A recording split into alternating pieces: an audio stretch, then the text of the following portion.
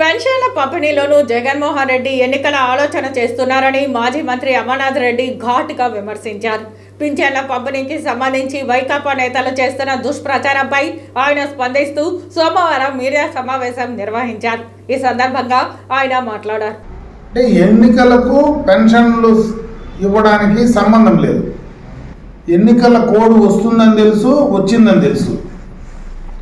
వచ్చిన తర్వాత ఏ రకంగా పేదలకు, ముఖ్యంగా వృద్ధులకు ఇన్ టైంలో పెన్షన్ ఇవ్వాలనేటువంటి ఆలోచన, చిత్తశుద్ధి ఏమాత్రం ఈ జగన్మోహన్ రెడ్డికి లేకపోయినా దీన్ని కూడా రాజకీయాలకు వాడుకునేటువంటి నీచపు ఆలోచన చేస్తున్నాడు. ఎందుకంటే మామూలుగా అతను ఎన్నికలు వచ్చినప్పుడు వాడటం అలవాటు. గత ఎన్నికల్లో వాళ్ళ చిన్నాయన హత్యని రాజకీయాలకు వాడుకున్నాడు. గత ఎన్నికల్లో వైజాగ్లో కోడికత్తి డ్రామా ఎన్నికలకు సంబంధించి ఆడింది జగన్మోహన్ రెడ్డి.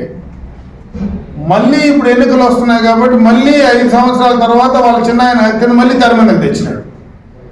అంటే సిగ్గు ఎగ్గు కూడా లేకుండా డైరెక్ట్గా స్టేజ్ మీదనే మా చిన్నాయన హత్య ఆ భగవంతుడికి వాళ్ళ చిన్నాయనకే తెలిసినని మాట్లాడేటువంటి పరిస్థితి ఒక ముఖ్యమంత్రి స్థాయిలో 5 సంవత్సరాల అధికారంలో ఉండి సొంత చిన్నాయన చనిపోతే ఆ హత్య గురించి మాట్లాడుతున్నాడంటే బేలగా అతనికి ఆస్కార్ అవార్డు ఇవ్వచ్చు.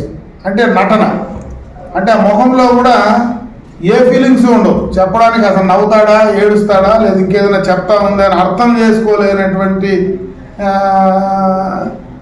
ముఖాన్ని భగవంతుడు ఇచ్చాడు. దాన్ని తీసుకొని ఈరోజు వృద్ధుల పెన్షన్లు కూడా రాజకీయాలకు మూడు పెడతా ఉన్నాడు.